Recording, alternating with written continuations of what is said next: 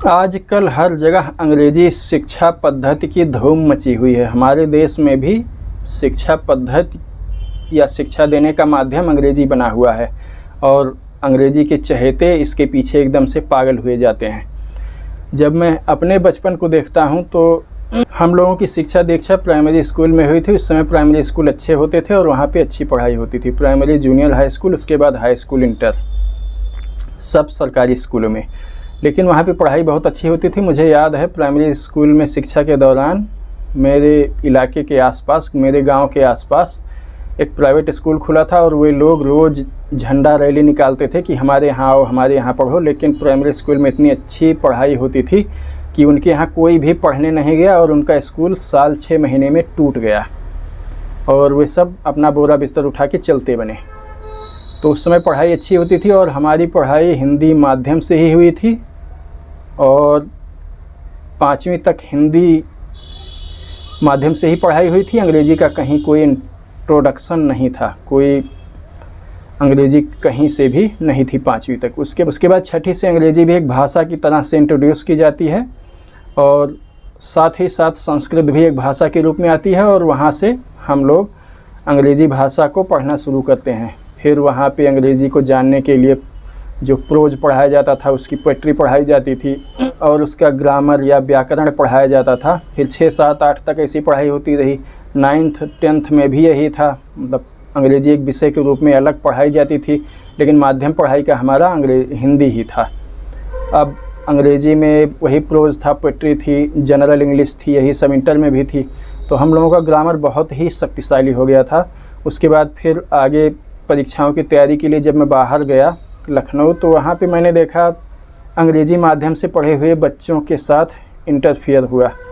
तो जब पढ़ाई शुरू हुई तो पहले कुछ समय तक तो थोड़ी अड़चन होती रही सब्जेक्ट को समझने में, क्योंकि अंग्रेज़ी में ही पूरा थ्योरी पढ़ाते थे। हाँ, इंग्लिश बोलते थे, हिंदी भी मिक्स करके बोलते थे समझने के लिए, लेकिन धीरे धीरे वो चीज़ें कवर हो गई। फिर हमने देखा कि ये जो प्राइवेट स्कूलों में पढ़े हुए बच्चे आते थे, इनकी अंग्रेज़ी वैसे बोलने की जो भी मामला हो, लेकिन अंग्रेज़ी ग्रामर और यह सब फील्ड जो है हम लोगों के मुकाबले काफ़ी कमज़ोर थे।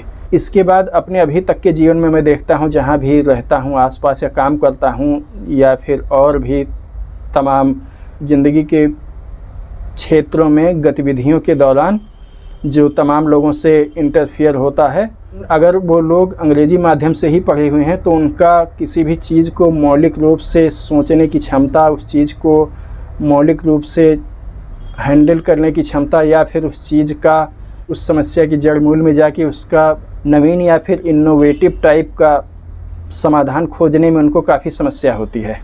नई नई चीज़ों का आविष्कार करके उस चीज़ का समाधान खोजने के मामले में वो फिसड्डी साबित होते हैं। ये दरअसल अंग्रेज़ी माध्यम से जो शिक्षा दी जा रही है, यह दरअसल क्लर्क ग्रेड की ही शिक्षा है। तभी ये विदेशी जो व्यवसायी और सब तमाम शिक्षाविद हैं, ये लोग कहते हैं कि भारतीय तो क्लर्क ही हो सकते हैं, इनोवेशन इनमें एक लिमिट से अधिक नहीं किया जा सकता है। तो दरअसल सारा शिक्षा सिस्टम इन्हीं के कब्ज़े में है और ये जानते हैं कि कैसा शिक्षा ये हमको दे रहे हैं। उसी के बलबूते पर ये कहते हैं कि ये लोग ख़ास इनोवेशन, एक विशेष क्षमता से अधिक इनोवेशन नहीं कर सकते हैं, एक सीमा से अधिक आविष्कार करने की मौलिक क्षमता इनमें नहीं है।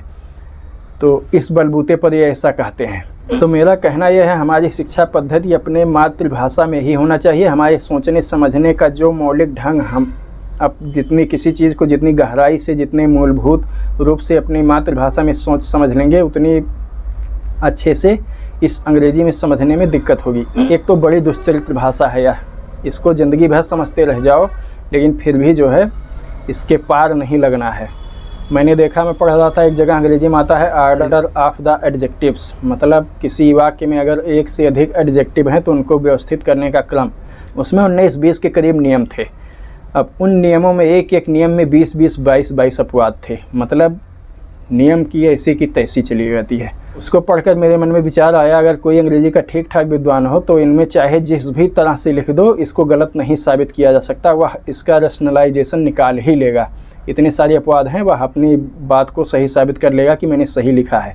बस उसको अंग्रेज़ी की ठीक ठीक जानकारी होनी चाहिए और उससे कोई भी गलत साबित नहीं कर पाएगा। इतने एक नियम के 22-22 अपवाद नियम को ही गलत साबित कर दे रहे हैं।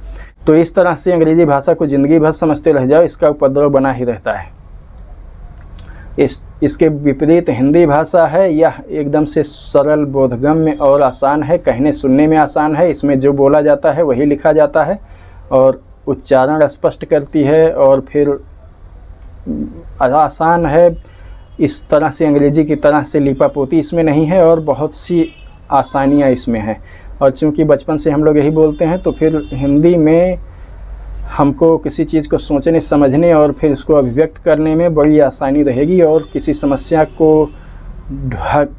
का हल ढूंढना हो, किसी चीज़ को समझना हो, किसी चीज़ को समझकर नया सिद्धांत विकसित करना हो, या कोई साहित्य रचना हो, किसी विषय पे चिंतन मनन करना हो, तो इन सब चीज़ों में जो गहराई, जो हृदय का तारतम्य हो जाता है हिंदी भाषा में, वैसा इस अंग्रेज़ी भाषा में होना लगभग असंभव हो जाता है। मैं एकदम से विरोध नहीं कर रहा हूँ, लेकिन फिर भी जिस तरह से हिंदी के ऊपर अंग्रेज़ी को अहमियत या प्राथमिकता देते हैं लोग, वह बिल्कुल ही गलत है और एकदम से अनौचित, एकदम से अनुचित है। उसका कोई औचित्य नहीं है, बिल्कुल ही व्यर्थ है।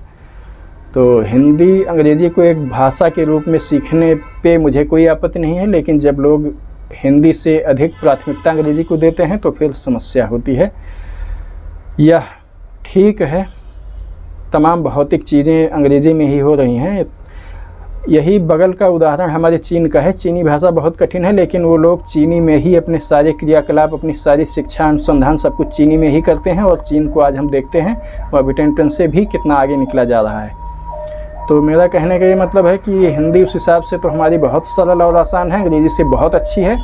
और कोशिश करके हमें अपनी शिक्षण व्यवस्था को हिंदी माध्यम में ही रखना चाहिए और यह हमारे प्रगति और हमारे सुकून के लिए बहुत आवश्यक है।